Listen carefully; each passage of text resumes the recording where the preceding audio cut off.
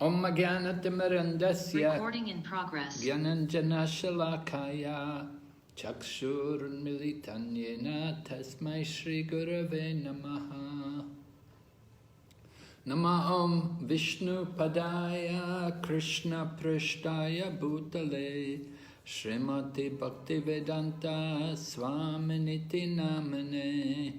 Namaste Saraswati Devi Gauravani Pracharine Nirvishesha Shunyavadi Paschatya Deshatarine Vanchakalpatarubhyascha Kripa Sindhu Bhayevacha Patitanam Pavanebhyo Vaishnavibhyo Namo Namaha.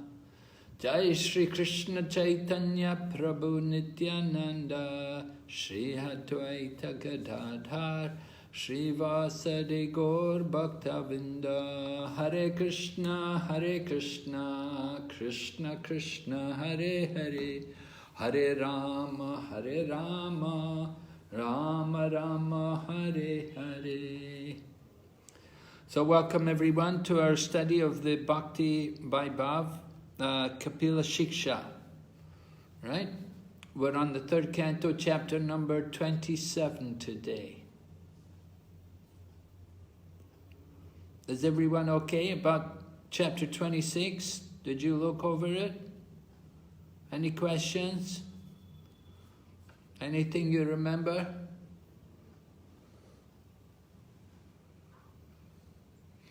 Krishna Maharaj. Yes. You take this step my humble obeisances. All glory to Srila Prabhupada. Maharaj, we spoke about that we need to be free from passion and ignorance. And we want to be free from the lower modes and come to the transcendental platform. So we need to practice our chanting and our devotion service very intensely and very regularly. That's one point. Okay, thank you, Prabhu. Very good. Yes. That point comes up today also in relation to the chapter today. The intensity and determination and practice. Yes. Okay. Anybody else? Hare Krishna Maharaj, please accept my humble obeisances. Actually, Maharaj, I have a few queries, if you may kindly permit, may I ask? Please. Regarding the chapter 26. Actually, there is one text number 32. It is basically mentioning the potency of sound, which is relation to bondage and liberation. So liberation, I understood that when we chant the Hare Krishna Mahamantra, it is the spiritual sound, so we are basically in the liberated stage. But I could not understand how the potency of sound is basically creating bondage for us. Well, it can create bondage. Depends on the sound, right? There are different sound vibrations, so it depends on what kind of sound vibration what are the sounds you're vibrating. They will have different effects. There was an experiment done by one Japanese scientist. He was investigating the effects of sound on different structures, of molecular structures. And I can send you the results of the guy's research. There was something. Yeah, basically, I would appreciate your kind guidance in this regard. And in the text, it mentions that sound is the original entity through which the material bondage is created. And from sound, ether is created. So that is mentioned in text number 32. But how the sound creates material bondage for living entities, that I am unable to appreciate, Maharaj. Well, you can understand how people become very attached to sweet sounds, right? They're singing. The donkey even likes the sound of its own braying. Yeah, Maharaj. It's a sound. Even the Christian Bible said, there's a statement in the Christian Bible said, in the beginning was the Word. And when Prabhupada heard that, he said, yes, he said, this is our philosophy. He said, we agree with that. He said, everything comes from sound. Sound is the finest element, And it's the beginning of the creation of the elements. As you said, first element is ether. The ether comes about with the sound. There's nothing else. There's only sound. It's the beginning of the creation. So the sound creates bondage. That we become captivated by different sounds. Just like the deer. When people go hunting, they will play the sound of the flute, and the deer will hear the sound of the flute and become stunned. And in this way the animal can be killed. The hunters, the deer is usually running fast and difficult to shoot, but when they hear the sound of the flute, they become stunned, they become controlled and captivated by the sound. And so we see that example in nature, how sound is a bondage. Yeah. Yes, Hare Krishna Maharaj. Sorry, I actually have the presentation from ISKCON Desire Tree regarding what Maharaj was speaking about earlier from the Japanese person, and also the scientific test done by Florida State University in America regarding sound and chanting of Hare Krishna. So if anyone wants, if they could send me the email address, I can forward that presentation from ISKCON Desire Tree. Oh, very good, yeah. Thank you. Yes, the quality of the sound will, just like everything is influenced by the modes of nature, so there is transcendental sound, and then there's sounds in goodness, sound in passion, sound in ignorance. How we distinguish, Maharaj, the different modes with respect to sound? The qualities of the sound. There will be different natures will be expressed through the sound. Some sounds are very soothing and pleasing and relaxing. There's a whole therapy which they do for curing diseases just by hearing sounds, different sounds, meditational sound. You hear sounds of nature, sounds of running water. You hear the sound of the seashore, and some of these things, people like to meditate on all these different sounds who have different effects. At the same time, you have people in an angry mood, and they're yelling and screaming at each other. Certainly the sound will create a very different mood. Yes, Maharaj. Okay. What's your other question? Yeah, another question is regarding, there is one phrase in text number 3, Anadir Atma Purusho, basically which is signifying that Supreme Lord is not having any beginning. He is the beginningless entity, and how we can use in preaching, like we have to tell that there is a relation between the Supreme Lord and living entity is just a part and parcel, which is basically the constitutional position of serving the Lord Eternal. So is that to be used for preaching, like the statement which signifies Anadir Atma Purusho, that Supreme Lord is beginningless? Yes, we're also beginningless for the soul. How do we basically use this kind of thing for preaching? That the Lord has no beginning, the soul, the Supreme Lord is without beginning. Yes, Maharaj. Well, how do we use it for preaching? You have to get them, first of all, you have to make sure that they're understanding that there is a Supreme Lord, there is a person behind the creation. Yes, Maharaj. Creation means a creator. So who is that creator? That person who is not created by anyone else. The ultimate creator, the original person. Nobody is responsible for his creation. He himself is behind everything. Basically the supreme creator and supreme controller of everything which exists in the material creation. Yes. So people should accept that there is God, there is someone behind the world. It's not just the world came about by chance, We don't believe in chance. We don't believe that it just came about from chemicals. We don't believe the world just came out of the black hole somewhere or fell out of a white hole or whatever Stephen Hawking and people like that say. Yes, Maharaj. Okay? Is that it? Any other question? Hare Krishna Maharaj. Yes, Maraji? Hare Krishna. I pay my obeisances onto your lotus feet. Please pardon me, I am unable to switch on my camera. I think so. Okay. One thing which struck me in this chapter was that one becomes joyful by discharging devotional service, and in that joyful attitude, one can understand the signs of God or Krishna consciousness. Otherwise, it is not possible. This is what struck me. Thank you, Maharaj. So, there's no question. You were just reading a quote for us. Yes, ma'am. This one thing which struck me in this chapter. Okay, very nice. Thank you very much.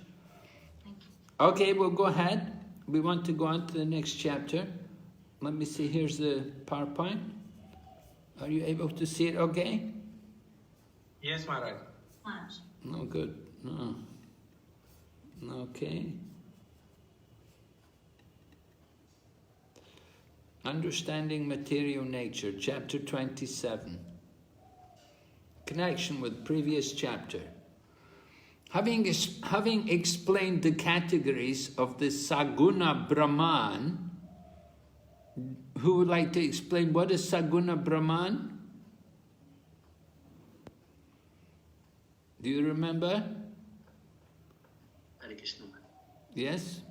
Brahman, including the three mode of natures, Satagun, Rajagun and Tamogun. Okay.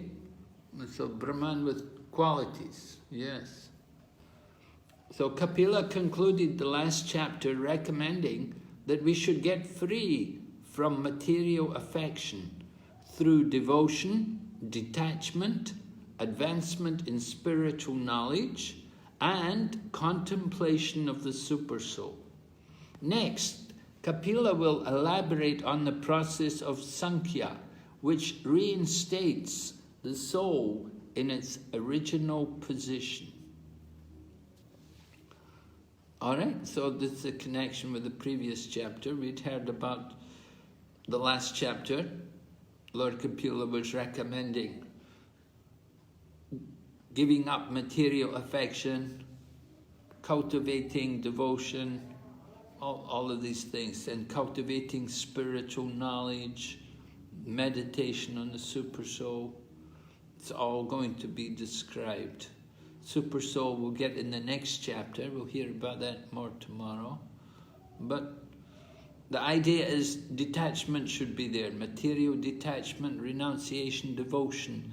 They all come about with devotion. By devotional service, we automatically get detached from material nature. Here's the overview of the chapter. Right? The first 9 verses describing the original consciousness of the living entity and how we can revive it. Right? We've lost our original consciousness due to the material nature. And then the chapter goes on to the awareness of a liberated soul. What should be the actual consciousness of the liberated soul? And then verses 17 to 20, we'll hear Devahuri's questions. She's got some nice inquiries. She wants to understand how the soul can become free from material influence. And then the rest of the chapter, it's not a very big chapter this time, only some 30 verses. Lord Kapila will confirm the importance of very serious practice. Practicing very strictly, very regularly. All right? So that's the breakdown of the chapter. It begins with the original consciousness of the living entity in the process to revive it. Oh, that's text number 5. Maybe we should go back and we'll read the first 5 verses. Let me finish this and we'll go back to the text. All right, here's the first text. Who would like to read the first verse for us? The personality of Godhead, Kapila continued. The living entity is thus unaffected by the modes of material nature. Because he is unchanging and does not claim proprietorship, he remains apart from the reactions of the modes, although abiding in a material body, just as the sun remains aloof from its reflection on water. On water. Yeah? You see the word water at the top corner? Oh, yeah. Okay, now I see it. Okay, so would you like to summarize something? Tell us something. What do you understand from this verse?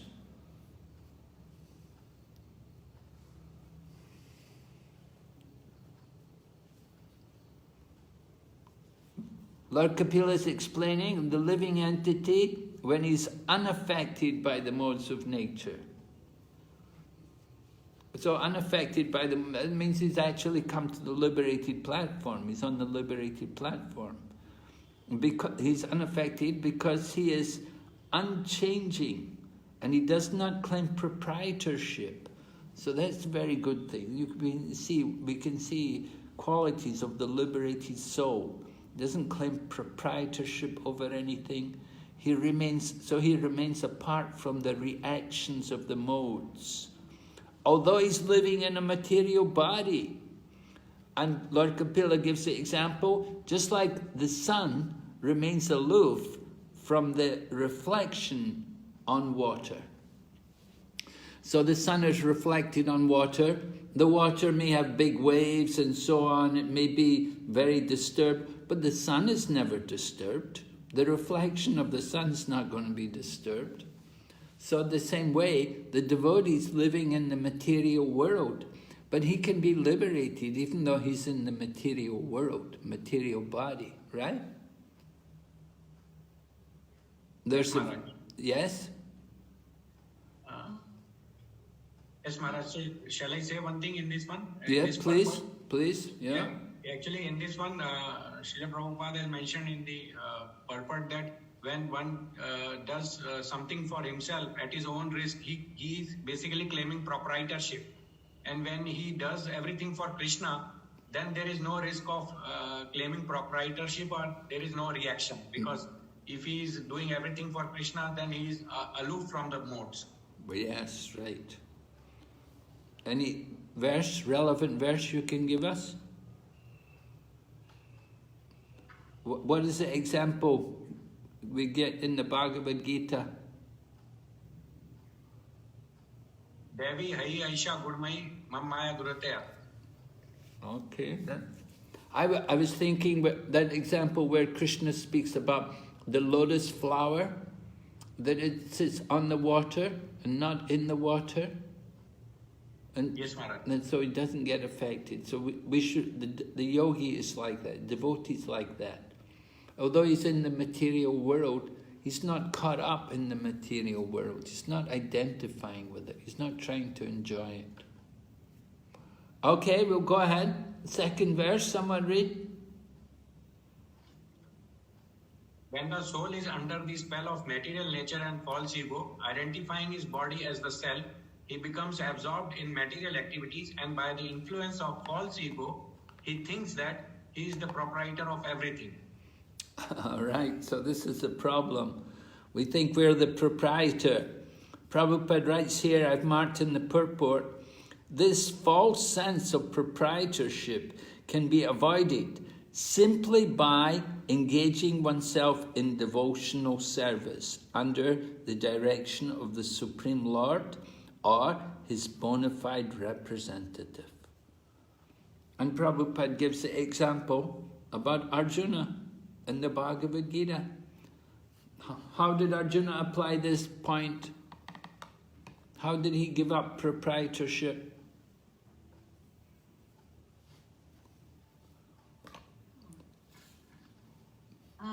Maharaj, may I say that? Can I? Like he did what the Lord told him to do. He didn't.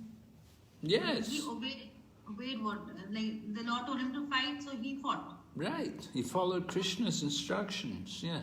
He was thinking he didn't want to fight. Yeah. So he was thinking himself. He was thinking he was the proprietor. He was thinking he was the doer. But Lord Krishna told him, no, you just do what I tell you. And that way, by following Krishna's instruction, he got freed from any reaction. The end of the purport, Prabhupada writes, a conditioned soul may be very good and act in the mode of goodness, but still he is conditioned under the spell of material nature. A devotee, however, acts completely under the direction of the Lord. Thus, his actions may not appear to be of very high quality to the common man, but the devotee has no responsibility. So, what's the point Prabhupada's making here? His actions may appear not to be very good, not very high quality. Who's he talking about? A devotee. Yeah, he may be talking about even Arjuna. We may say it's not very good, Arjuna's fighting. He's going to kill so many people. It's not very good. People think like that. They see everything in material way, They don't see it on a spiritual platform. But the devotee, he just understands, what does Krishna want? He does everything for service to Krishna. He's not thinking of his own self. So this is the idea. The devotee, he just acts under the direction of the Supreme Lord. We do what Krishna wants. You can't listen to all these other people. Well, oh, that's not good. Oh, you can't do that. Oh, no. We have to do what Krishna wants. Now, maybe you remember there's a famous devotee in Prabhupada's time. His name was Vishnu Jana Swami. Vishnu Jana Swami. He's very famous. He was a wonderful kirtanier. He was actually a musician. And he sang wonderfully. He was really wonderful. Played harmonium very, very nicely, and played madanga also. And he did a lot of kirtan. He was a really wonderful kirtanier. And he used to have a bus. He was the originator of the Radha Damodar party. He was on his own before Tamal Krishna Maharaj joined him. So he had a bus, and he was driving his bus, and sometimes he would do things like he'd just go through the red lights, and he wouldn't care. And devotees would say, oh, Vishnu Jan Swami, oh, Vishnu Jan Maharaj, you went through the red light. And he would just say, we are not under the laws of Kamsa. That was his thinking, He said, we're not under the laws of Kamsa. He was concerned that we have to serve Krishna. We don't care about Kamsa. Very interesting. Oh, let's go ahead. Text number 3. Hare Krishna Maharaj, can I ask a quick question? Yeah. Regarding verse number 1, we spoke about, you're on the liberated platform. So you're situated in your original consciousness. Now, when we attain that platform, Srila Prabhupada in his latter years, he was still translating Srimad Bhagavatam, especially in that final few months, yet his body wasn't able to functioning normally. So now when you reach that liberated platform and you're in your original consciousness, although there may be defects of the body, do you feel that, or are you completely detached from that situation? Well, we understand you do feel it. Prabhupada was aware of his bodily condition. And he would try to adjust the bodily situation. He was trying different doctors and some different medicines.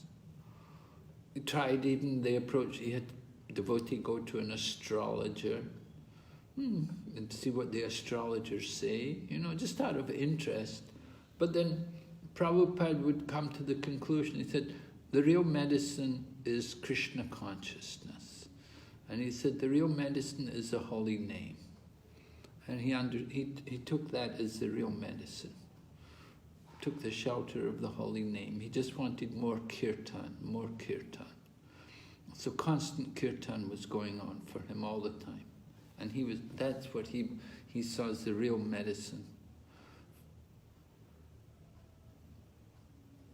He didn't worry about, he tried a few things, tried some, nothing really was very successful. He wasn't really very convinced about the different doctors and their treatments, and he didn't want to go to Western medicine also. He was working mainly with Ayurveda, some Ayurvedic doctors. So he was aware of his physical situation, yeah. Thank you, Maharaj. Okay, going ahead, text number 3, yeah. Okay. Read. The conditioned soul, therefore, transmigrates into different species of light, higher and lower, because of his association with the modes of material nature. Unless he is relieved of material activities, he has to accept this position because of his faulty work. Hare Krishna.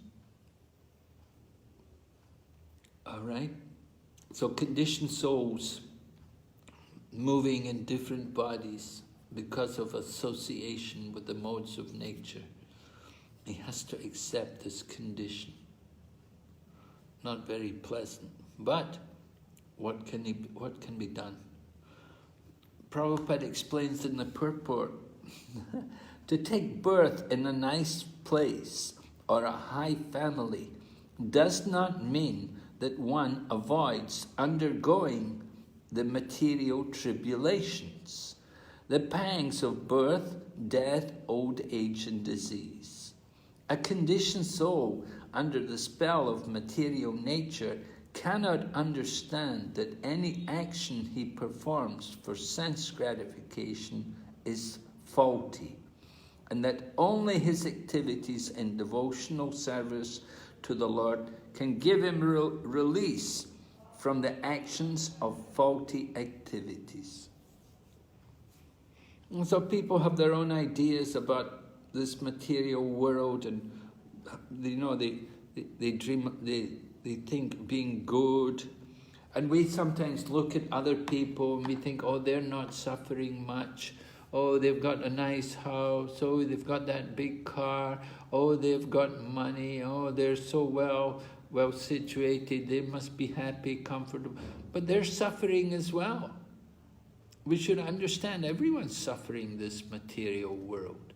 Conditioned souls. They're all under the modes of material nature.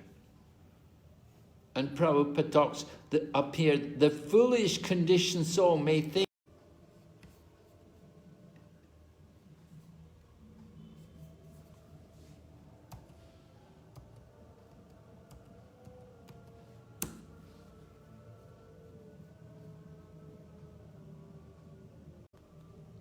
Hare Krishna. Hare Krishna, I'm back. Sorry, internet problem here.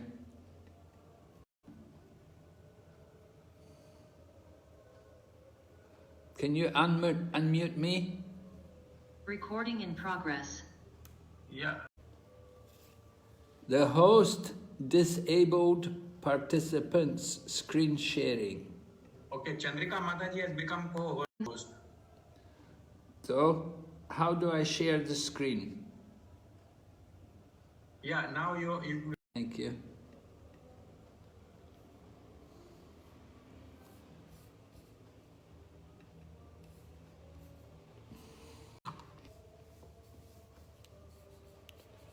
Okay, where were we? Oh, yeah. We were on the text, right? Text number 3, Maharaj. Yes. Purport. All right. We were hearing about the conditioned soul, that he has to accept different conditions of life. Is always under the modes of nature. We'll go ahead, text number 4. Someone read? Actually, a living entity is transcendental to the material existence. But because of his mentality of lording over material nature, his material nature existential condition does not cease, and just as a dream is affected by all sorts of disadvantages. Okay, so material world is described like that, just like a dream. And he's affected by all kinds of disadvantages, material anxieties.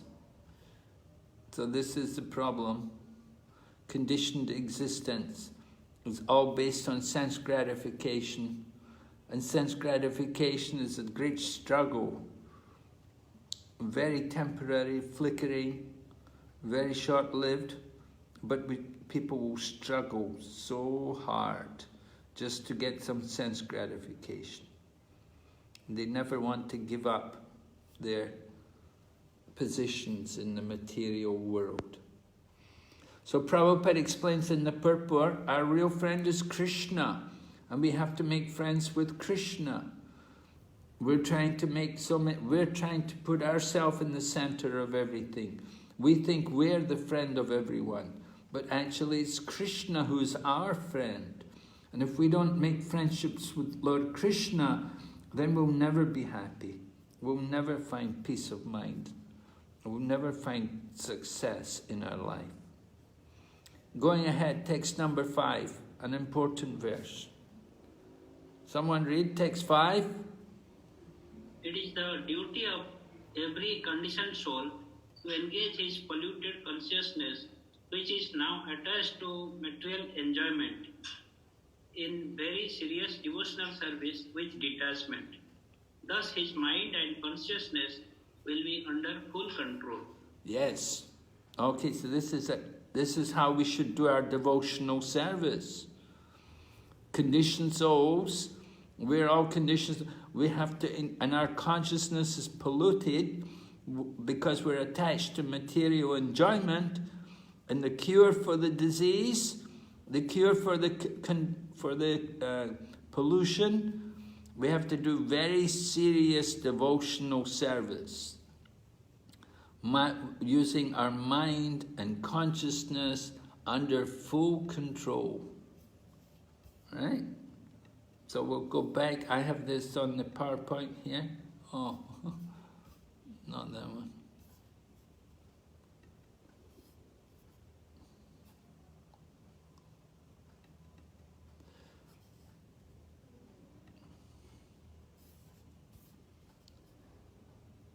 Okay, here's a quote from text number 5, right? This is the verse, and here's from the purport. Someone read? It is therefore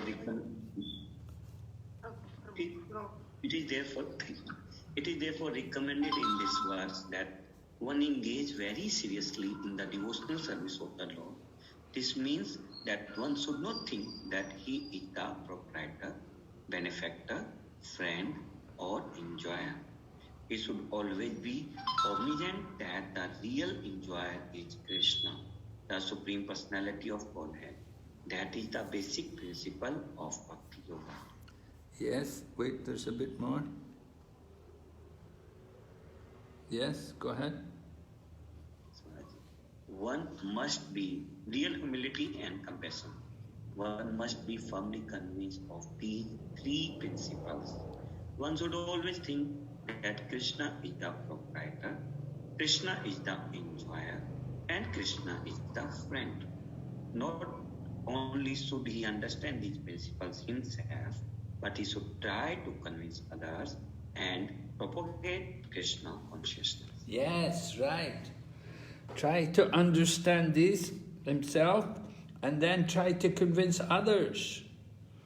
And in this way you can distribute, give Krishna consciousness to others. So very important. We have to be convinced. Krishna is the enjoyer. Our position is to be enjoyed.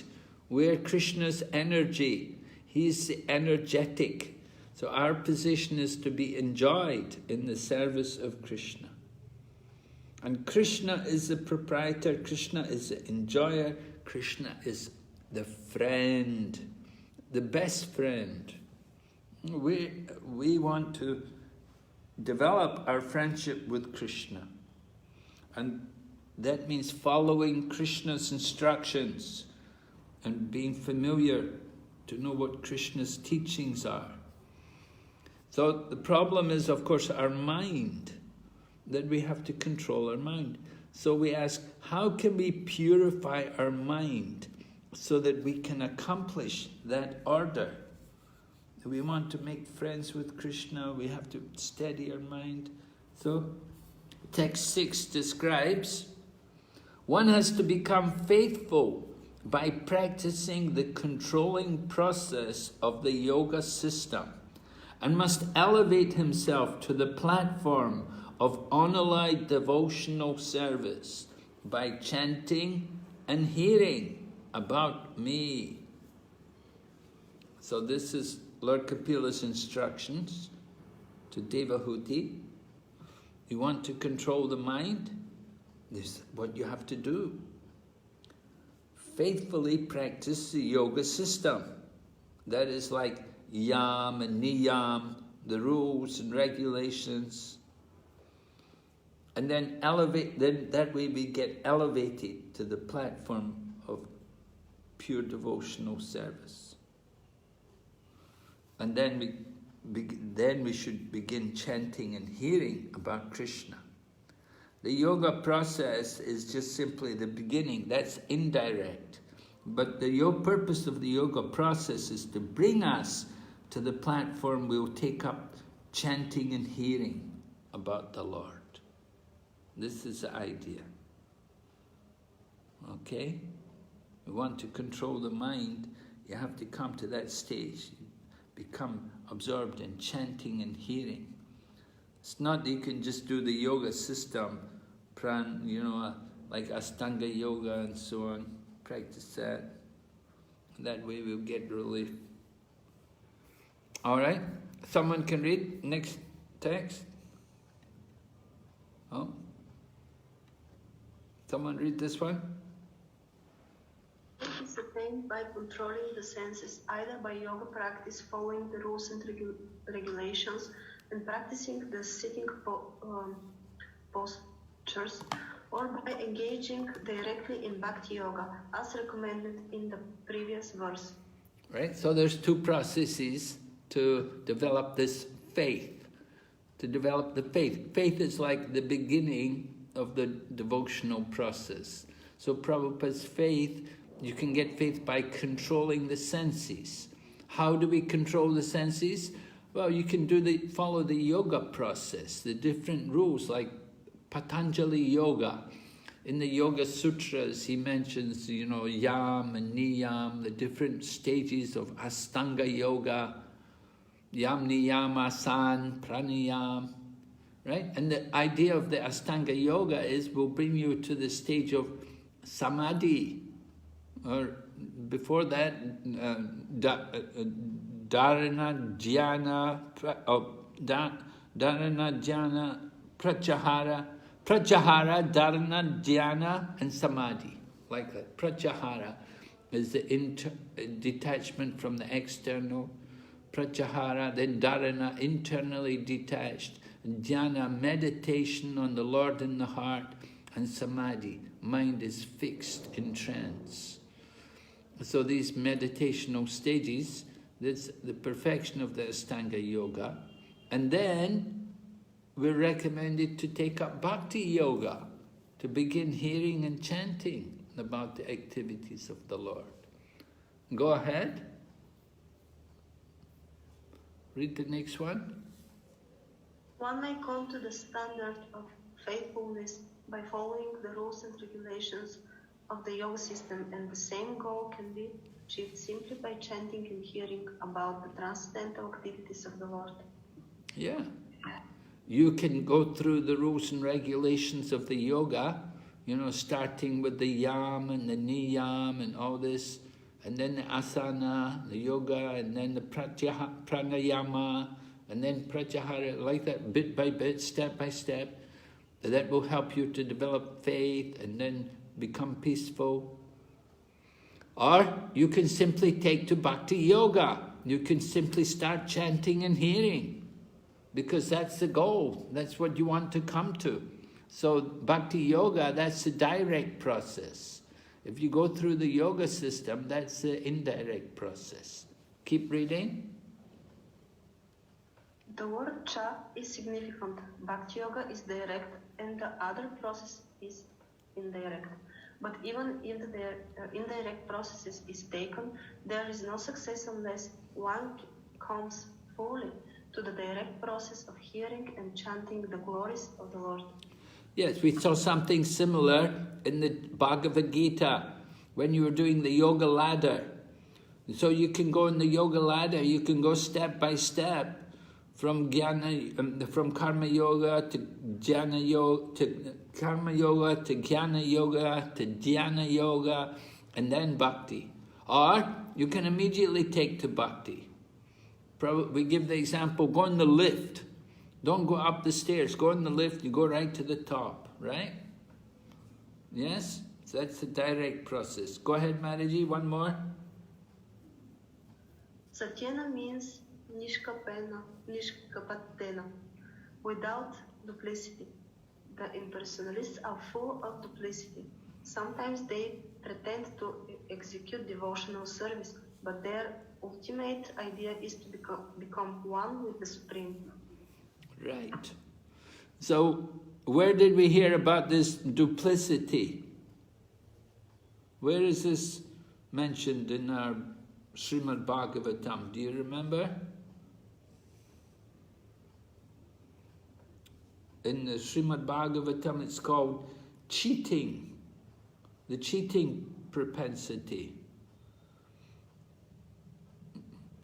Dharma projita kaitava. Kaitava dharma.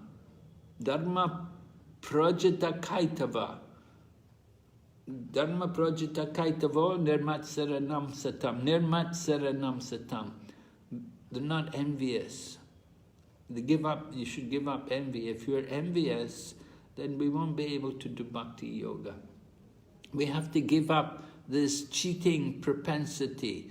So mentioned here, without duplicity. Duplicity, you say one thing, but you want something else. They pretend to do devotional service, but they don't want, their idea is to merge, become one with the Supreme. So this is duplicity. This is not the real approach. You understand? So this is rejected. Okay, we'll read verses 7 and 8. Someone, let's see, let's go back to the text.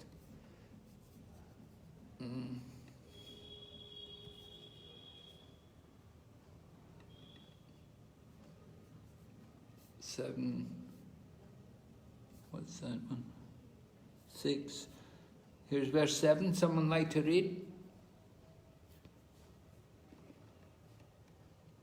Regarding devotional service, one has to see every living entity equally, without enmity towards anyone, yet without intimate connection with anyone. One has to observe celibacy, be grave, and execute his eternal activities, offering the result to the Supreme Personality of Godhead. Okay, yes. So one should perform devotional service in this manner. We can see similar principles. This is like the yoga process, talking about these different things, the rules and regulations, see everyone equally, practice celibacy, be grave. All right.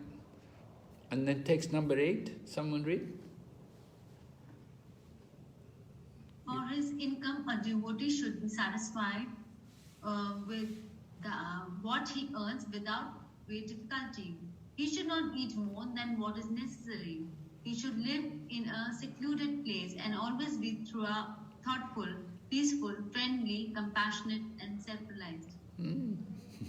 Okay, so these are the different rules and regulations we're supposed to follow in practicing the yoga system. Can you do it? Well, we do it in Bhakti Yoga. It's very similar. The same things are there in Bhakti Yoga.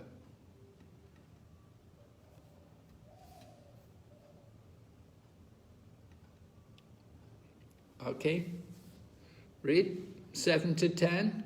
Kapila Muni offers further instructions to guide yoga practitioners according to the preliminary rules and regulations of yoga. Following these preliminary rules and regulations, namely yamas and niyamas, yama niyam, yama is the things you shouldn't do, and niyam is the things you should do, I think, like that. Just like we have surrender to Krishna, right? Anukulyasya sankalpa.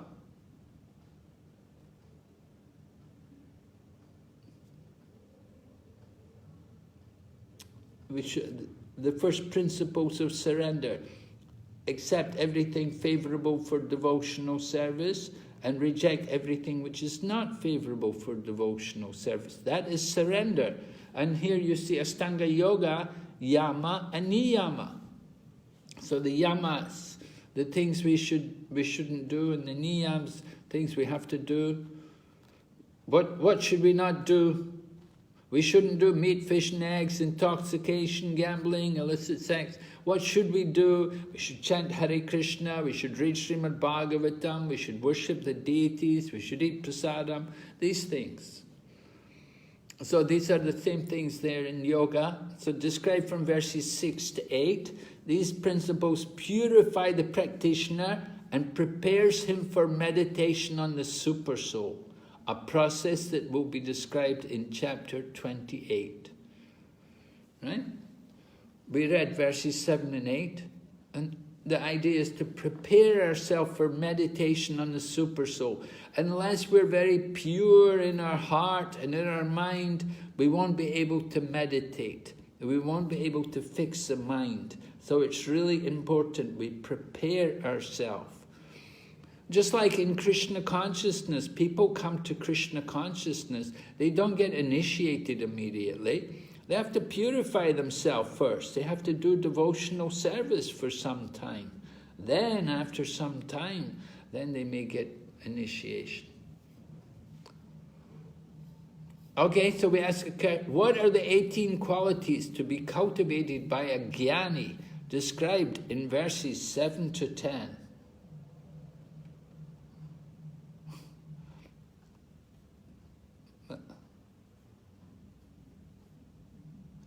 Do we have those 18 qualities? Is it mentioned there?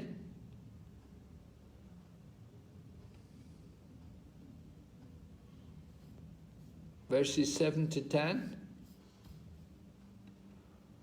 Let's have a look at the text.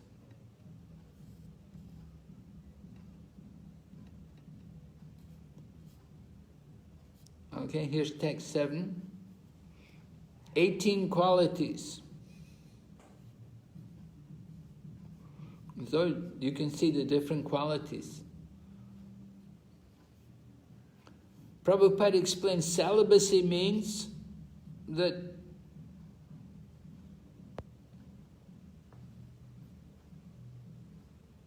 you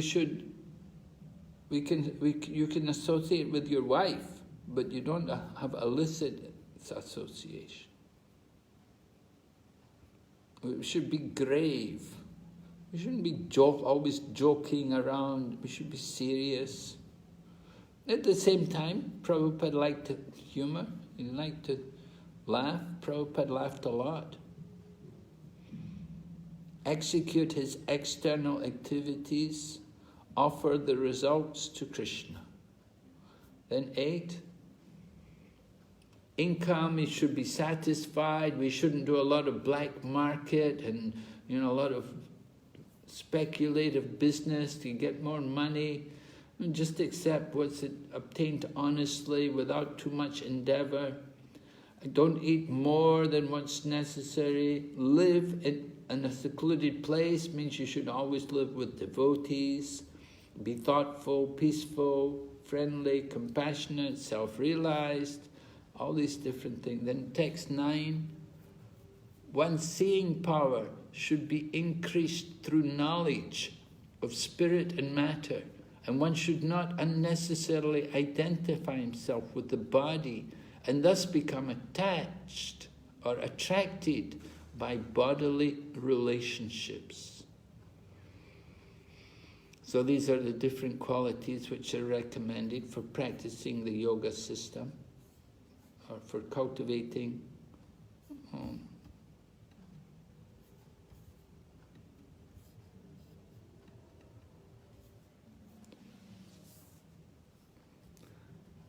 cultivated by the jnani, right? 18 qualities. Go ahead, read this purport from text number 4. Someone? Power of friendship is limited. Although one claims to be a friend, he cannot be a friend unlimitedly. There are an unlimited number of living entities and our resources are limited. Therefore, we cannot be of any real benefit to the people in general.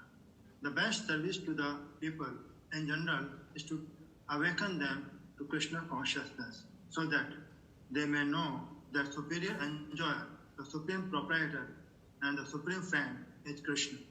Then this illusory dream of lording it over material nature will vanish. Yes. Suridam sarvabhutanam, right? Krishna says, Suridam sarvabhutanam, the best friend of all living entities. So there are many words for friend, you know, dosht, mitra, like that. But here Krishna has used the very best word, the very best friend. So Krishna is the very best friend. Why is he the best friend?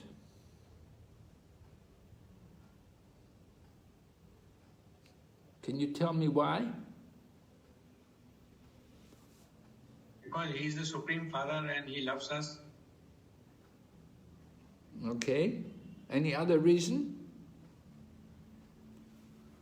Always there in the living entity in the form of Paramatma. Yes. So what's he doing? He's our benefactor. He always wants good for us. Yes, he always wants good for us. He's our benefactor. Like, we can go to him anytime we need. I mean, why we need a friend? We need a friend to talk to, a person whom we can talk to, whom we can talk anytime. Oh, very nice. Are you talking to Krishna? Yeah, I try. I always, whenever I know he's there for me every time. Oh, very good. Yes, you're very right. He's always there. I think that's one thing most important. You know, we have friends, but they come and go. You know, I had friends when I was at school. I had friends when I went to college. And then you grow up, you get a job, you have friends. And some people, they get married and they have different friends, you know. And then, so you know, you have children or stuff, you get different friends. So, but there's one friend who's always with us, who we're not taking care of, but we tend to neglect him. He's the Krishna, the Lord who's in the heart. So we want to know him. He's the real friend.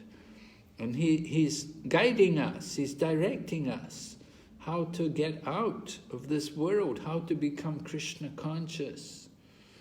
So this is the real friendship that we want. If we take the guidance of Krishna, then we'll do the right way. It's very important. We have to make decisions at different times. We have to decide what to do, and should I go there, should I do this? So many decisions are there in life, And Krishna's there in the heart, and he can guide us, he can help us to make the right decision. So we have to constantly take shelter of Krishna and pray to him and take counseling, take guidance from him. We know he's the Upadrashta and Anumanta, he's the overseer, he's the permitter.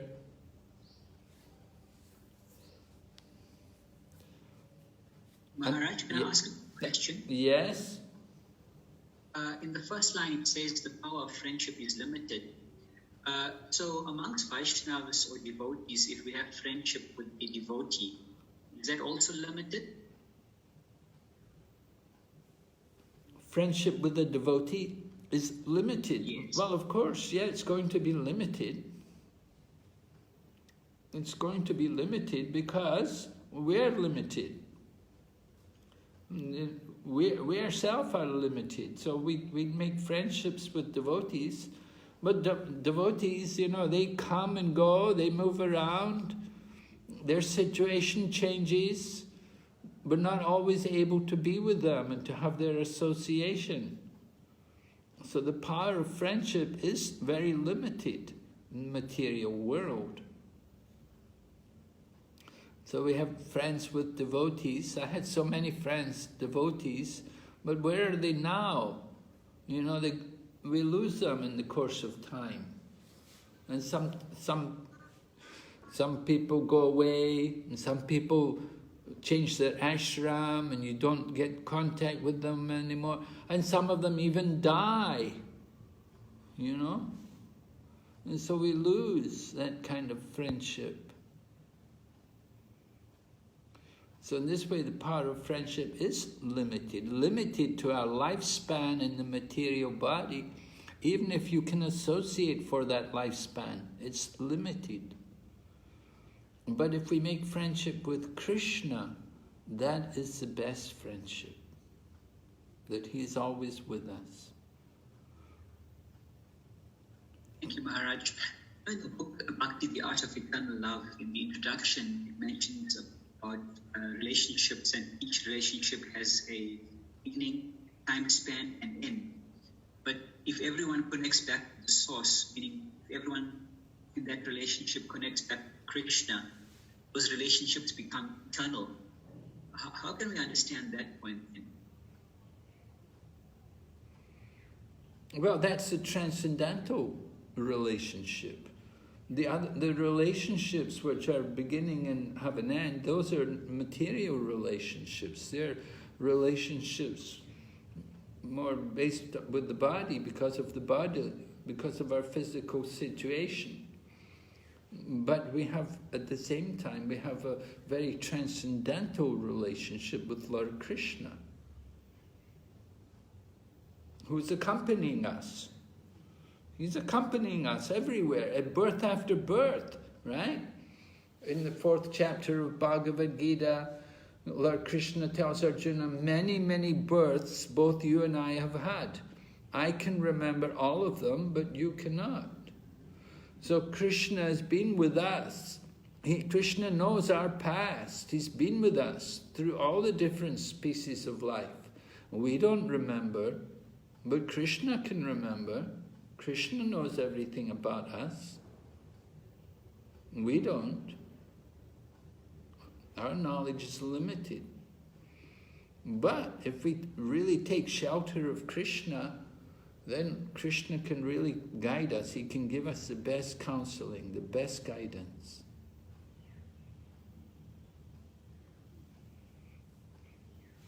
Hare Krishna Maharaj. Yes? May I ask one thing? Yes? Maharaj, you mentioned just now that if we take the shelter of the lotus feet of the Lord, then we can get the best counseling and the guidance from the Supreme Lord situated in our heart. Yes? So actually, how to apply in our life, actually, how to apply or implement, or how to learn this concept so that we always follow it? Well, it begins with cultivating the relationship with the spiritual master, because the spiritual master is the external manifestation of the super soul. We should see the spiritual teacher in that way, as the external manifestation of the super soul. And we should approach him and cultivate a relationship with him, take guidance from him. And then under his direction, then we all want to go to Krishna. We want to awaken our Krishna consciousness. What's the problem mentioned here? The illusory dream of lording it over material nature will vanish. We have that problem that we're always thinking about how to exploit and enjoy the resources of the material nature. But by surrendering to Krishna, then we can actually come to the proper consciousness. Recognizing that it's Krishna who's the proprietor, and he's the enjoyer, and he's our friend. And we have to relate to him as a friend. We have to understand that he's with us all the time. And he knows us very well, better than we know ourselves. So we should take help from him. We should submit ourselves to him by devotional service. Simply by devotional service, by hearing and chanting the glories of Krishna. And in that way we become more conscious of Krishna, and Krishna will give us more and more guidance, more and more shelter. Yeah, Maharaj, you mentioned that we have to, as a first step, we have to cultivate the relationship with the spiritual master. Now the first step to cultivate this relationship with the spiritual master, it actually happens, it begins with at some kind of a formal level. Now how to bring that kind of a relationship, that juicy relationship, or the relationship which everybody should basically endeavor for or long for, how to basically get into that realm of relationship? Well, by hearing the classes, by hearing the lectures of the spiritual master, and by inquiring from him. Yes, Maharaj. Thank you, Maharaj. That is the process of, by hearing, tadvidi pranipadena pariprashnena sevaya, these things. So, surrendering, submitting ourselves to the spiritual master, then inquiring from him, and rendering service. That is how we develop the friendship with the spiritual teacher. Yeah? Yes, Maharaj. Okay, well, go ahead. Verse number... Yes? Huh? Forgive me, this is Virgopal Das Pranams. Maharaj, with due respect, I just wanted to sort of pass on a comment, my observation, which is that whilst it's very interesting to hear people's different questions and queries, but sometimes, at least for a group of us, a majority of us, it appears to somehow break the continuity of what's being actually discussed. So I just wanted to express this as a minor point for your consideration. All right. So, okay, maybe we can make time for questions. And I personally think it's sometimes it breaks the monotony for people if they have to just sit and hear a lecture, hear me speak. But sometimes it's good. You know, I think the questions are quite relevant. The questions which are being brought up are pretty much in relation to the topic. Sure. I just wanted to share my opinion, that's all. Okay, Prabhu, thank you. Thank you. All right, verse number 11. A liberated soul realizes the super soul. The super soul's characteristics are described. Prabhupada describes the awareness of a liberated soul. Would someone read?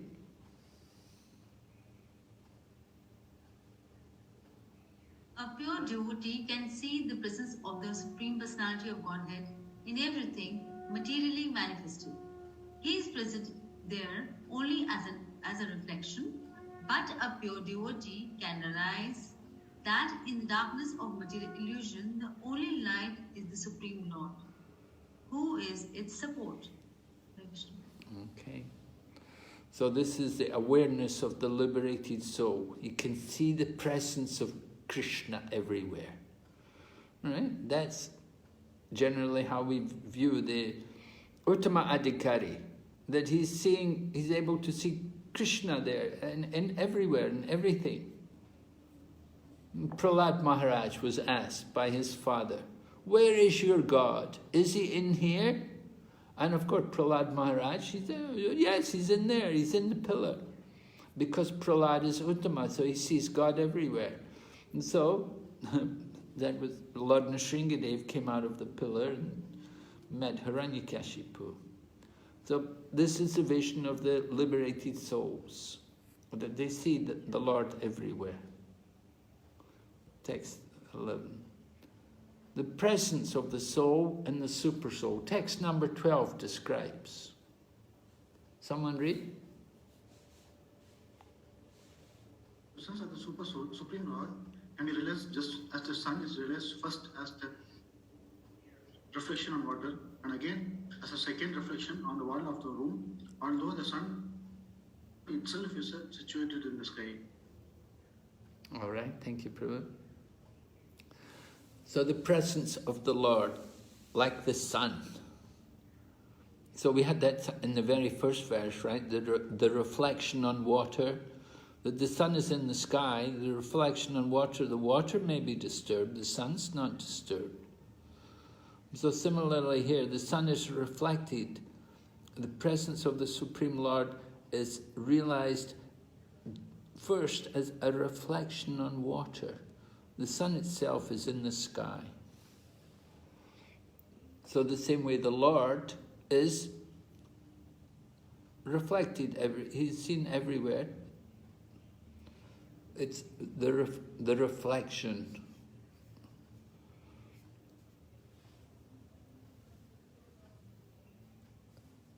Pure devotee sees in this way, he sees how the Lord is everywhere, in everything, everywhere. In the same way the Supreme Lord's in the spiritual world, but at the same time he's everywhere in this material world. Just like the sun is reflected everywhere. So the Lord resides in Goloka Vrindavan, but at the same time he's everywhere in everything. He's in the atoms even. So this is the vision.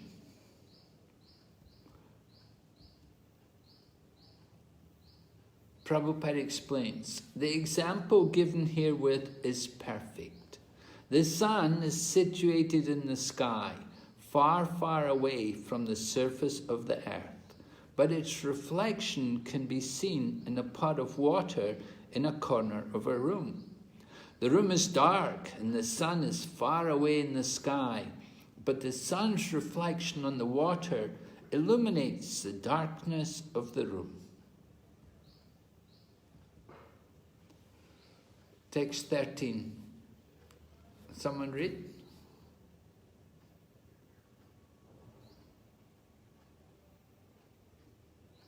The self-realized soul is thus reflected first in the threefold ego and then in the body, senses and mind.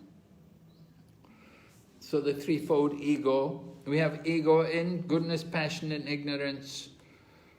Self-realized souls reflected, and then in the body, senses and mind. And we're told about Satya Drik. With that correct vision, one can engage everything in the service of the Lord. Prabhupada in the purport gives the example of the rose. The correct vision is to understand everything belongs to Krishna. Prabhupada talks about the rose. The rose is very beautiful. So in the material world, the man may take the flower and may give it to his girlfriend or his wife for their pleasure, for their enjoyment. But the devotee sees the flower, he will take the flower and he will give it to Krishna. He will offer it to Krishna because he understands everything is for the service of Krishna. So that is the correct vision. That is called Satyadrik, the correct vision. To understand everything belongs to Krishna and is meant for his service. So self-realized soul, he understands that. He can understand this. Therefore, he will use his body, mind and words or senses in the service of Krishna. There's the verse. Ihayashya haredasye karmana manasagira nikilaspati avastastu jivan mukta sauchate. Jivan mukta sauchate. He's a liberated soul. Even though he is in the material world, he appears to be in the material world, he's actually a liberated soul. That is the point. Oh, then text 14. Someone read. Although a devotee appears to be merged in the five material elements, the object of material enjoyment, the material senses, and the material mind and intelligence, he is understood to be awake and to be freed from the false ego. Thank you, Prabhu. So it appears like the devotees in the material world. He's among all the objects of the material world, the material energies all around him. But he can be awake. He can be free from false ego. How does he do it? How? Because he's a devotee. He's in Krishna consciousness. So he sees everything not for his own enjoyment, but for the pleasure of Lord Krishna. That is the difference. So that is the stage of wakefulness, to see everything in relation to Krishna. He's understood to be awake. 3 different stages are going to be. First, wakefulness, and then sleep and deep sleep, right? And so the devotee is awake. He sees everything at the proper mood in relation to Krishna. Go ahead, text 15. Read. The living entity can vividly feel his existence as the seer, but because of the disappearance of the ego during the state of deep sleep, he falsely takes himself to be lost, like a man who has lost his fortune and feels distressed, thinking himself to be lost. Yes. So sometimes it happens like that. A man may have a lot of money and he loses his money and he thinks, oh, my life is finished, now I've lost everything. They feel life is no longer worth living. They've only lost the money, but they're so attached to the money, they feel that they've lost everything. The life is no longer worthwhile living. There was a case, we had one man, it was in Hong Kong. He was a businessman and he made a lot of toys and he had a big shipment. It went off to America. But when it got to America, the whole shipment got destroyed. Because when it came to America, the customs found out that there was some chemical in the paint which had been used on the toys, and this chemical was harmful to people, so they ordered all the toys had to be destroyed. So the man lost all of his money, so he committed suicide because he'd lost all his business failed, he'd no money anymore, he thought no point to live, he just killed himself. And so people are like that. They lose their fortune, they think, I'm lost, I've lost everything. Or sometimes it's a man's wife Sometimes a man loses his wife and he thinks, now my life is not worth anymore. I've lost my wife, she's gone away, left me. The person doesn't want to live anymore. Like that, material attachments, right? So this is like the stage of deep sleep.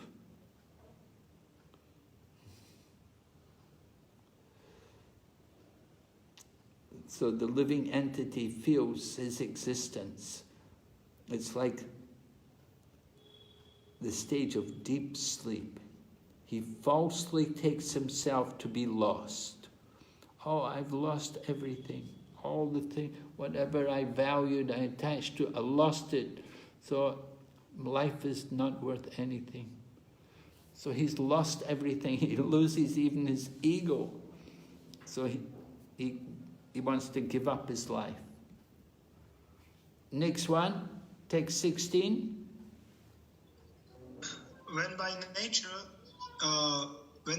nature understanding, one can realize his individuality, then the situation he accepts under the false ego becomes manifest to him. Yeah, when by mature understanding, we can realize his individuality. Then the situation he accepts under false ego becomes manifest to him. So he accepts the situation by false ego. So this is sleep.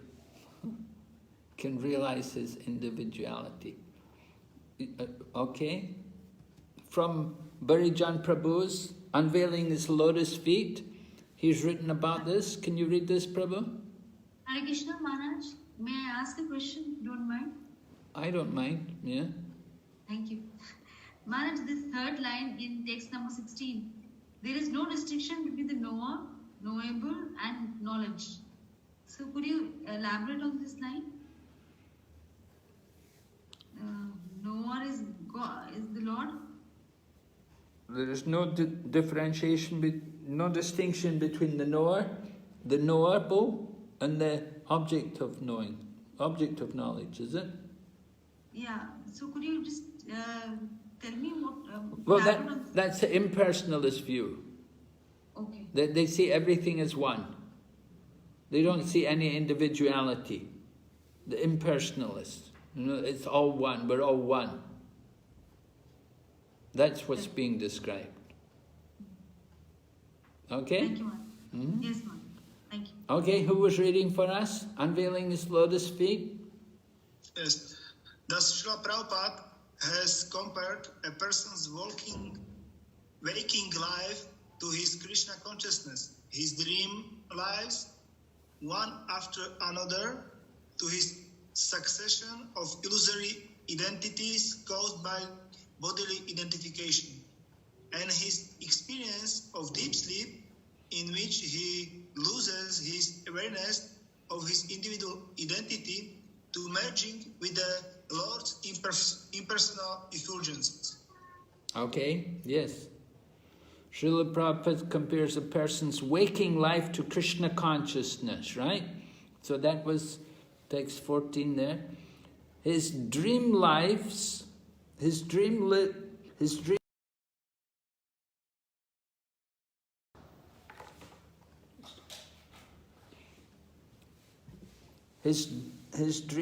one after another.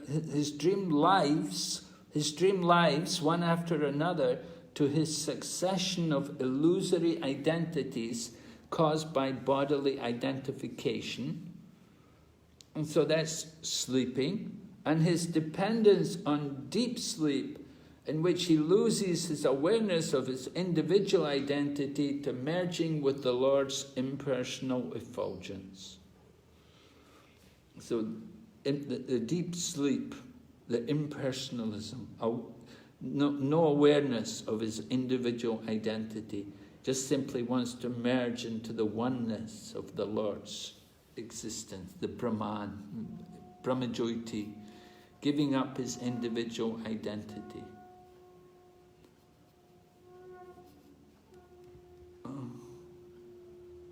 Maharaj? Yes? May I just confirm one statement? Yeah? So you mentioned text number 14 is the state of wakefulness, which is basically the devotional service.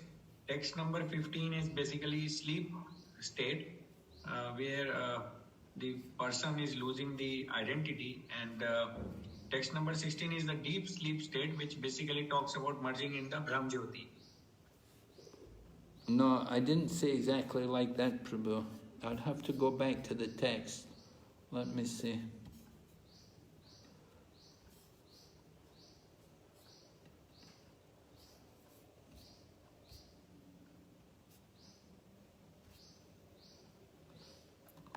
Okay, here. Okay, there's the example of the rose. That's there, text 13. Text 14, we said text 14 is understood to be awake. So that's wakefulness is being described there in text 14. This is individuality. It is so even in this material existence, when the living entity apparently merges in matter.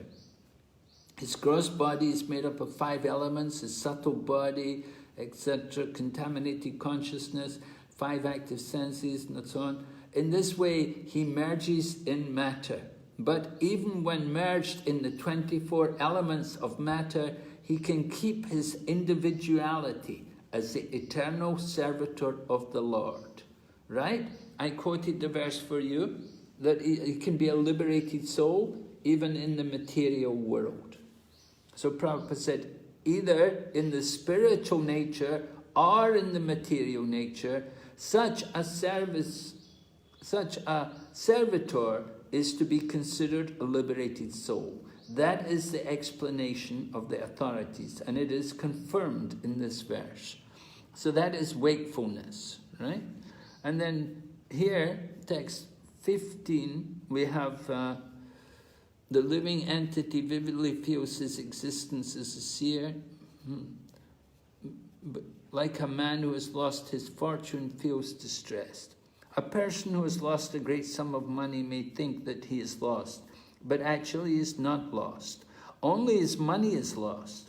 But due to his absorption in the money or identification with, he thinks that he is lost. Similarly, when we falsely identify with matter as our field of activities, we think that we are lost, although actually we are not. As soon as a person is awakened to the pure knowledge of understanding that he's an eternal servant of Krishna, his own real position is revived. A living entity can never be lost. When one forgets his identity in deep sleep, he becomes absorbed in dreams. And he may think himself a different person, or may think himself lost. But actually his identity is intact. This concept of being lost is due to false ego, and it continues as long as one is not awakened to the sense of his existence as an eternal servitor of the Lord. The Mayavadi philosopher's concept of becoming one with the Supreme Lord is another symptom of being lost in false ego. Right? So that is deep sleep. Text 15. Yes, Maharaj. Text 16. When by material nature one can realize his individuality, then the situation he accepts under false ego becomes manifest to him. The Mayavadi philosopher's position is that the ultimate issue, the individual, is lost. Everything becomes one, and there is no distinction between the knower, the knowable, and knowledge. But by minute analysis, we can see that this is not correct. Individuality is never lost. Even when one thinks that the 3 different principles, namely knower, knowable, and knowledge, are amalgamated are merged into one. The very concept that the three merge into one is another form of knowledge. And since the perceiver of the knowledge still exists, how can one say that the knower, knowledge, and knowable have become one? The individual soul who is perceiving this knowledge still remains an individual. Prabhupada is defeating their philosophy by this purport. You see, he's explaining that there's no question of losing everything. But in material existence, and in spiritual existence, the individuality continues. Okay, going ahead, what Prabhupada says, when one clearly understands one's constitutional position, everything becomes manifest. False egoistic acceptance of things conditions one, whereas acceptance of things as they are makes one liberated. The example given in the previous verse is applicable here. Due to absorption of one's identity in his money, when the money is lost, he thinks that he is also lost. But actually, he is not identical with the money, nor does the money belong to him. When the actual situation is revealed, we understand the money does not belong to any individual person or living entity, nor is it produced by man. So my understanding is that this 15 and 16 are both describing that deep sleep. Yes, Maharaj.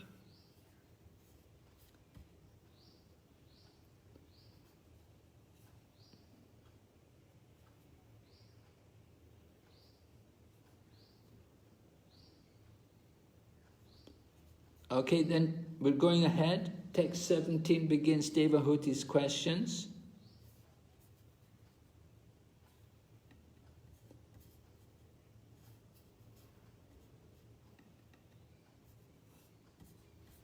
We have,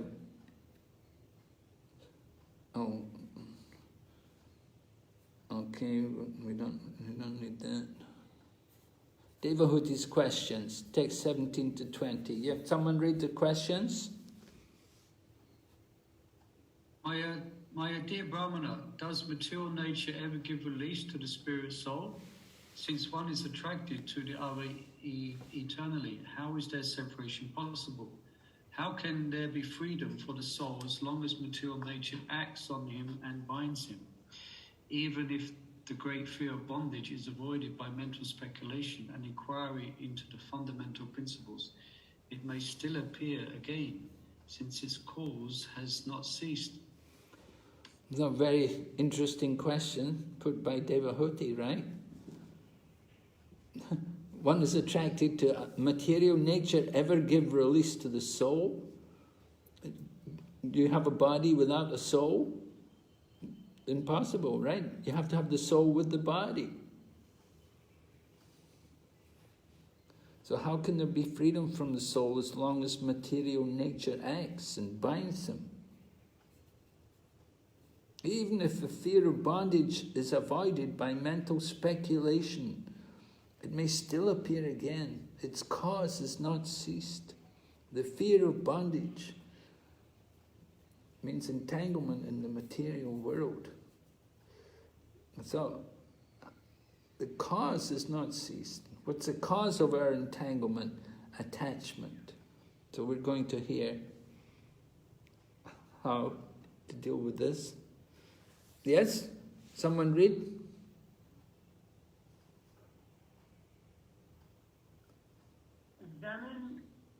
Examine the terms each adversary in relation to material bondage. Verse 20. Two kinds of propensities arise in the living entity. One propensity is ita, which means desire to lord it over material nature or to be as great as the Supreme Lord. Everyone desires to be the greatest personality in this material world. Vesha means envy. When one becomes envious of Krishna or the Supreme Personality of Godhead, one thinks why should Krishna be the all in all? I am as good as Krishna. Yeah, keep reading. These two items, desire to be the Lord and envy of the Lord, are the beginning cause of material bondage. As long as the philosopher, salvation is avoided, has some desire to be supreme, to be everything, or to deny the existence of God, the cause remains, and there is no question of taking away. It's a bit more. An honest man is not afraid of the police. Srila Swami comments on this in this connection that by association with material nature alone, one does not become conditioned. Conditionless begins only after one is infected by the mode of material nature. If someone is in contact with the police department, that does not mean that he is a criminal. As long as one does not commit criminal acts, even though there is a police department, he is not punished. Yes? Oh, okay. Okay. All right. So that's Prabhupada's comments on this. And Sridhar Swami's comment. We shouldn't think that just because someone's in the material world, just because someone's in the material world, that they must be conditioned souls. Just like sometimes people see devotees, they see devotees and they see us distributing books and they think, oh, we're just out there making money, we just want to get money. You know, they see us like that. They see us as being very materialistic sometimes. But they don't understand that our motive is to actually give them Krishna consciousness. We're trying to make people aware of Krishna consciousness. We're not worried about that. We have a very different consciousness from the ordinary materialist, the ordinary karmi. We may be in the material world, but it doesn't mean we're identifying with the world.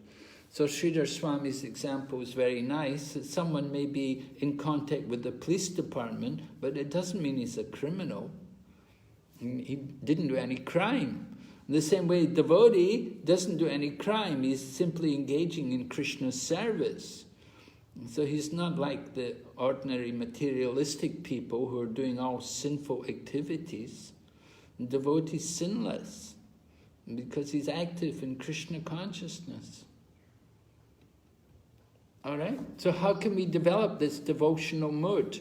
This Tivraya Bhakti Charam, intense bhakti for a long time. Lord Kapila told Devahuti she should practice intense bhakti for a long time in order to help to get free from this material energy.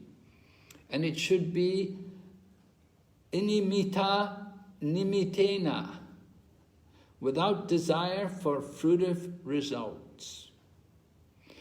And it should be swadharmen atmala mana, by executing prescribed duties with a pure mind. Shruta sambritaya, nourished by hearing about me, hearing about Lord Kapila. Jnanena drishta tatvena, with perfect knowledge and visualizing the absolute truth. Vairagyena baliyasha, strong detachment. Tapo yuktena, austerity. Yogena, by yoga, controlling the mind and senses. Tivrain atma sanadina, self-absorption. So many wonderful qualities then are being described. We want to develop the mood. We want to be very serious in our devotional service. And so these are some of the qualities. These are qualities we want to develop.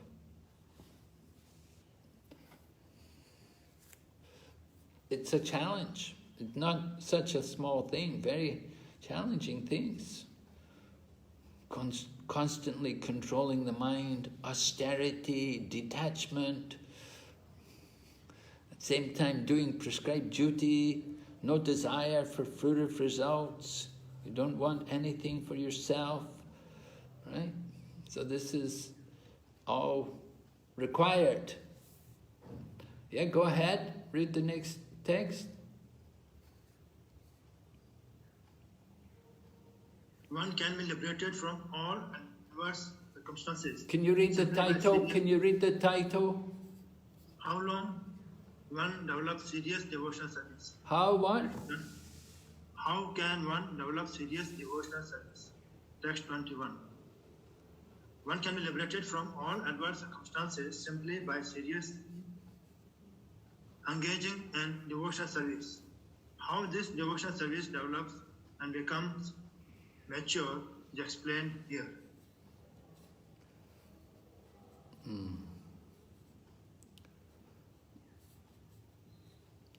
Can be liberated from all adverse conditions. The material world is adverse conditions. But if we do devotional service, we'll become detached from it.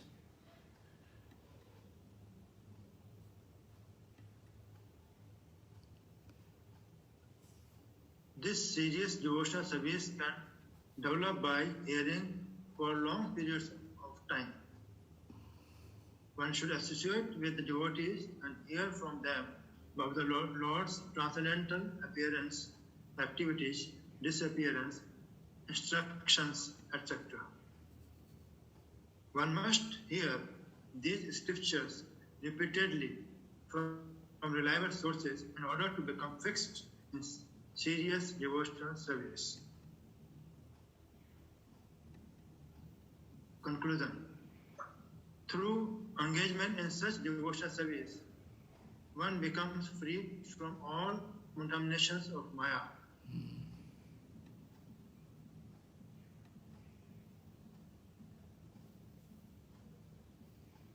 How can one estimate his development in Krishna consciousness? Text 22. It is said that development of Krishna consciousness is exhibited by proportionate material detachment or vairagya. If one does not separate himself from material enjoyment, it is to be understood that he is not advancing in Krishna consciousness. Renunciation in Krishna consciousness is so strong that it cannot be deviated by any attractive illusion. So it's important for us to understand how we're developing in Krishna consciousness. People often ask us, how do I know I'm making advancement? So here Prabhupada is giving us some guidelines. He says that the advancement will be understood by material detachment we've cultivated. There should be material detachment. We have to give up material enjoyment. That is the price we have to pay to advance in Krishna consciousness. So it requires renunciation. This is it. We want to advance, we have to detach from material enjoyment. Yes? Read.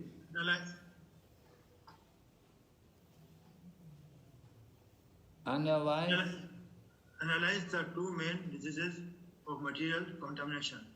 Text 23. Thus, his main diseases are that he wants to be one with the Supreme Lord, or he wants to become the Lord of the material nature. The karmis tries to utilize the resources of material nature and thus become its Lord and enjoy sense gratification, and the jnanis, the self-relationists, who have become frustrated in enjoying the material resources, wants to become one with the Supreme Personality of Godhead and merge into the impersonal effulgence. Yes. So the main disease, we were hearing earlier, today we've been hearing, who is the proprietor? Who is actually the enjoyer? So we have that disease that we're thinking we're the proprietor, we're the enjoyer. We're trying to steal Krishna's resources, Krishna's energy. We're trying to take it for our own self. Yes? All right, someone else can read? Answer to Devati's question in verse 24 to 26. What Prakriti cannot harm an enlightened soul. Yeah, Prakriti cannot harm an enlightened soul. Even if the great fear of bondage is avoided by mental speculation and inquiry into the fundamental principles, it may still appear again, since its cause has not ceased. So that was Devahuti's point, that the cause is the material energy, and material energy is still there. And so, we're still, if the material energy is there, we're still going to get problems. The fear of of bondage is still going to be there. How to get rid of it? Yeah, go ahead. By discovering the faultiness of his desiring to lord it over material nature, and by therefore giving it up, the living entity becomes independent and stand in his own glory. All right, so how to give it up?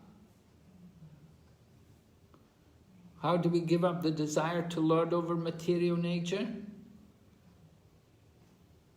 By fixed up in devotional service. Yes, by simply surrendering to Krishna and taking up devotional service. That is real independence.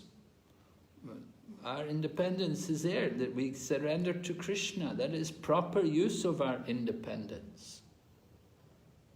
The foolish karmi thinks, I'm independent, I can do what I like.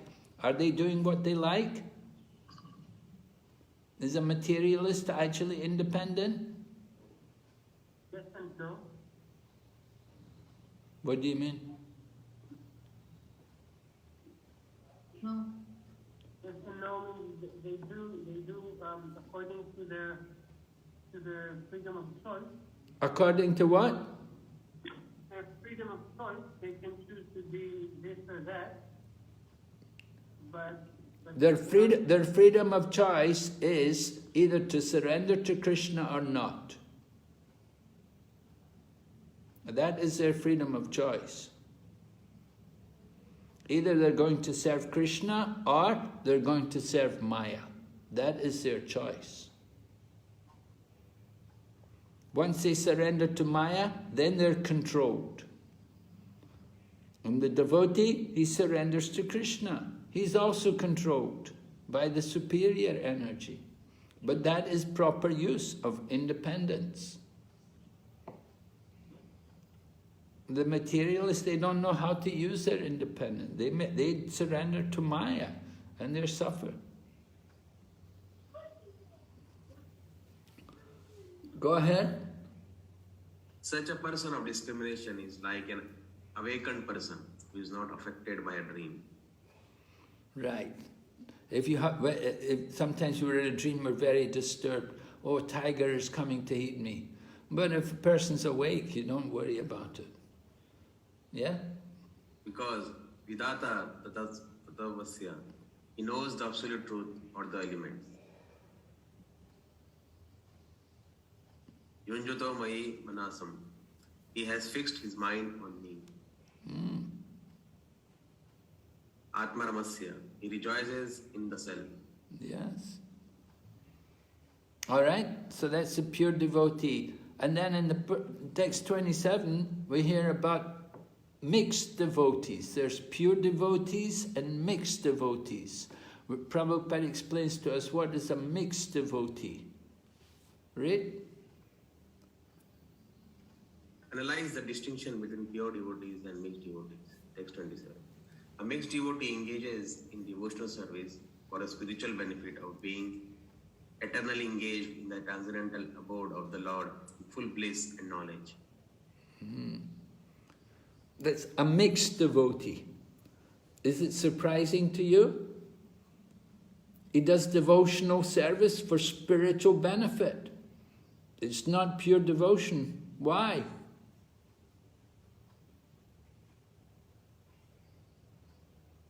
But Maharaj, pure devotion and spiritual benefit is same here. It appears to be same.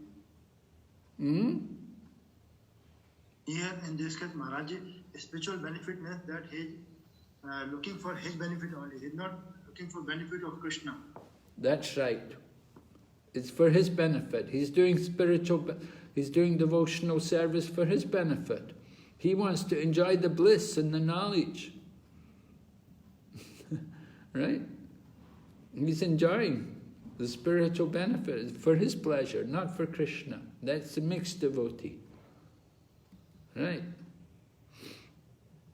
Read more.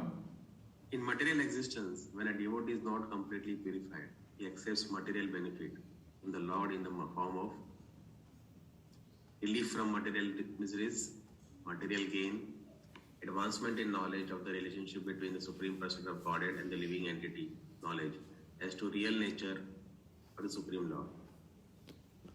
So he accepts material benefit from Krishna. This is devotee. We're not completely purified. We can accept these kind of benefits. Relief from the miseries. Yeah, we would like that. We all want that. Material gain. Definitely some people. And we read about the 4 kinds of people who surrender to Krishna. Different reasons they come. Right? Chaturvida Vajantimam Jnana Sukritino Arjuna Arto Jignasur Arta Arti Jnani Cha Bharat Arshava. So people surrender. They're not pure devotees, but they have Sukriti. They come to Krishna. And they enjoy material benefit. So gradually they go on to become pure devotees. They just have to remain in Krishna consciousness, and gradually they will become purified. Read. When a person is transcendental to these conditions, he is called a pure devotee. He does not engage himself in the service of the Lord for any material benefit or for understanding of the Supreme Lord. His one interest is that he loves the Supreme Person of Godhead and he spontaneously engages in satisfying him. So this is the pure devotee. His only motive is to love Krishna, please Krishna. Read. 27 to 30, perfection of yoga. A devotee's attention is concentrated only upon the eternal loving service of the Lord, and therefore the power of death has no influence over him. In such a devotional state, a perfect yogi can attain the status of immortal knowledge and bliss. And so death, the power of death has no influence over him. Does it mean he's not going to die? Of course, he's still going to die, but he's not going to be so much worried about it because he understands what's happening. He understands death is just simply the change of body. Krishna Maharaj, can I ask a question? All right. Regarding just the previous verse, mentions about pure devotees. So, does a pure devotee only have spiritual desire to please Krishna, or does he not have any desire? So he's just happy to go along with whatever Krishna's plan is. Well, devotees do have desire. Pure devotees, you cannot be desireless. Desireless is it's not the natural condition. So it's the nature of every living entity to have desire, but we want to purify the desire. So the pure devotee has pure desires. His desire is simply for the service of Krishna. Lord Chaitanya Mahaprabhu teaches us the mode of the pure devotee. Nadanamna janamna sundarim, right? He doesn't want profit, adoration, distinction. He simply wants devotional service, birth after birth. So that is the mood of the pure devotee. He doesn't say, I want to go back to Godhead. He would say, whatever Krishna wants, wherever Krishna puts me, I'll serve Krishna there. Right? Thank you, Maharaj. So just a quick understanding. So if a pure devotee, let's say, wants to build a temple for the Lord, so that's one of his desires. So for him to pursue that is perfectly in order, pure devotion. Yes. Yes. Pure devotion. That's proper use of his wealth. If he has wealth, he can use it to build a temple. Yes, why not? Prabhupada talks in one purport, he talks about it, that the devotee will build a temple for Krishna and the materialist will build a skyscraper for his sense gratification. So that's the difference between the devotee and the non-devotee. Yeah, proper use of our wealth. For the service of Krishna, we build a nice temple for Krishna. Yes? Thank you, Maharaj. Thank you. Okay. Are there any more questions on this chapter? Yes, Maharaj. With your kind permission, may I ask? Yes, please, Prabhu. Maharaj, you mentioned in text number 13 the threefold ego. You mentioned that threefold ego refers to the ego in the mode of ignorance, passion, and goodness, mode of three modes. So how to understand ego in the three modes? Because I believe that ego is a manifestation of the mode of ignorance. Because primarily when one is in ignorance, he feels that he is the doer. So how to understand the manifestation of ego in the three modes, though it was also covered earlier, but somehow I could not understand in the deep sense actually.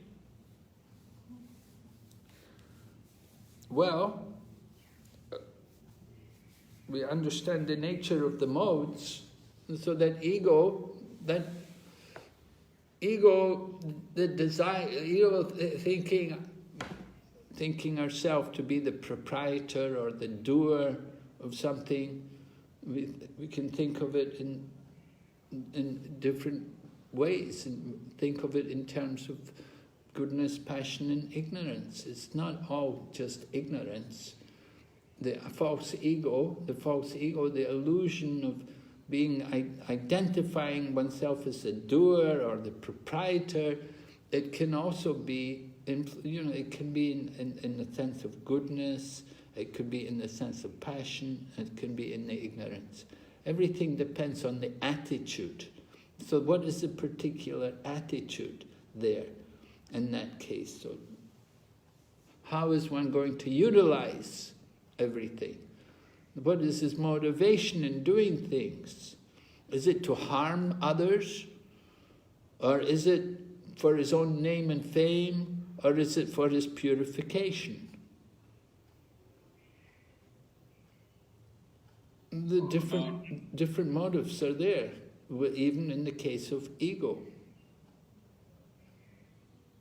So I think if I understood correctly, you mentioned that the ego in the mode of ignorance basically has some sense of harming others, and in the mode of passion to work in the attitude to get more name and fame, and in the mode of goodness basically for one's own purification.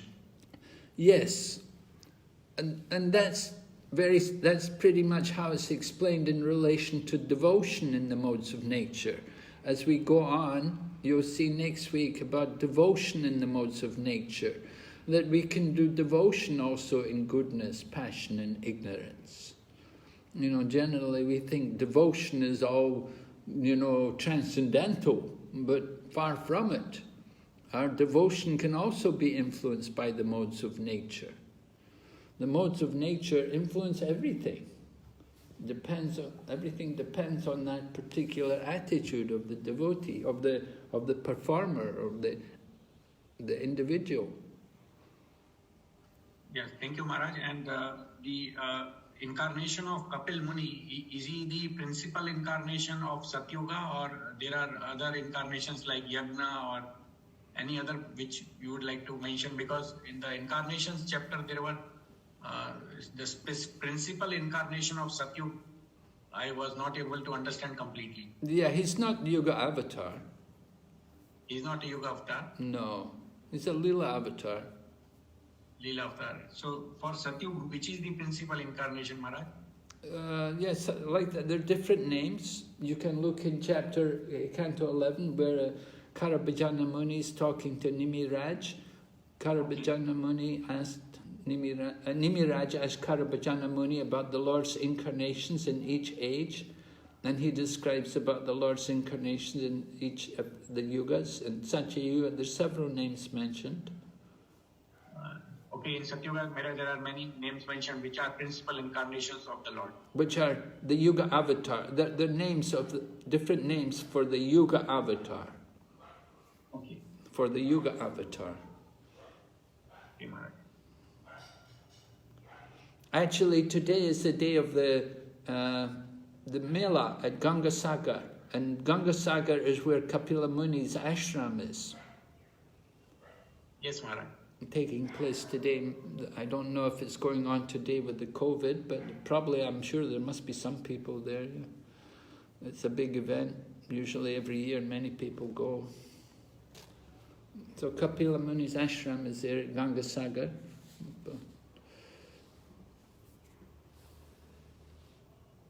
Okay, any other questions?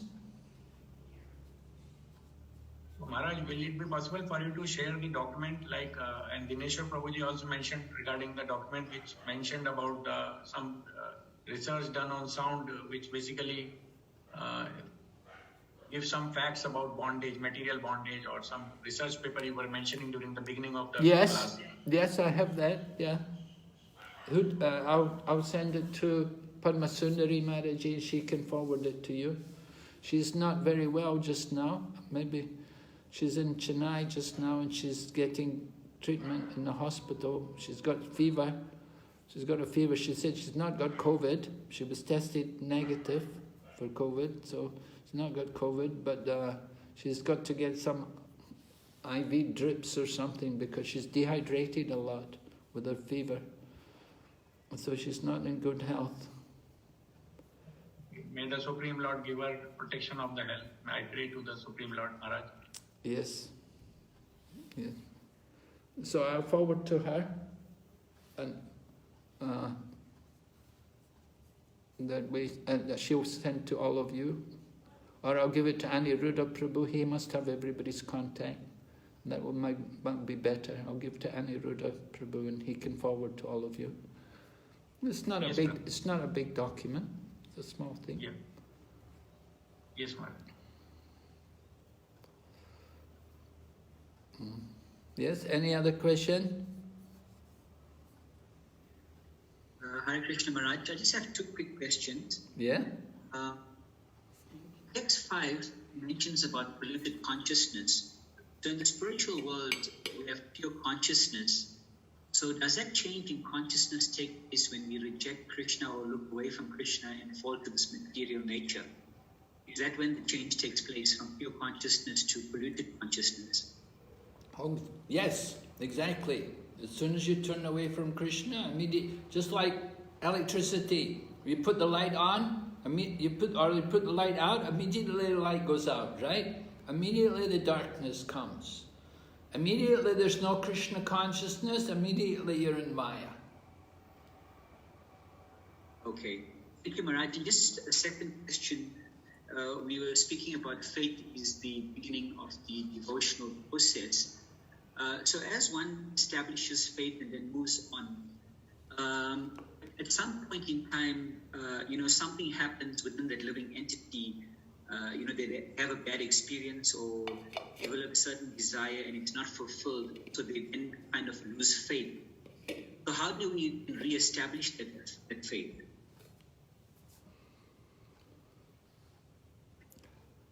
How do we re-establish that faith? Well, you have to get good association. The good association is mainly what I see, what really helps people the most. We've seen in our Krishna consciousness movement that sometimes some very valuable devotees had difficulties and they lost faith. How did they manage to stay back? One way is by very strong good association. Jayadvaita Swami himself described that at one point in the movement, very early in the movement, there was really a lot of difficulties and some leaders of the movement were they were preaching that Prabhupada is God or something like this, and there was real problems. And he said he took shelter of the nectar of devotion, and he simply read the nectar of devotion, and he got completely convinced. His faith became much. He was having a little bit difficulty with his faith, but because of the situation and all the turmoil and all the agitation among very senior leading people, but when he took shelter of nectar of devotion, then he felt his faith was strong. He felt that saved him, kept him in Krishna consciousness. Reading Prabhupada's book, Nectar of Devotion. You could read any book, it could be any other book, it could be, but I know Bhakti Charuswami also, he came to Krishna consciousness after reading Nectar of Devotion. It convinced him he had to join the movement. He read that book. So it's a very, very powerful book. And Prabhupada describes it's the handbook for devotees.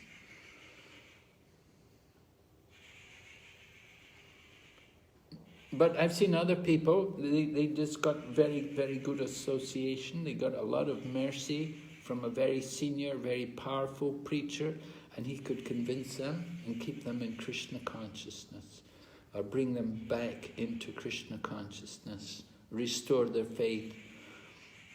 Their faith had been challenged by disappointments and different leaders dropping away from Krishna consciousness, but somebody else who was very strong, he could convince them and bring them in, keep them alive. All right, Prabhu?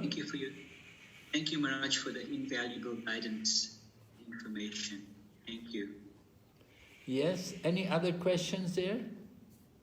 Maharaj, you mentioned about the devotee handbook. I missed. Which one is the devotee handbook? Nectar of Devotion.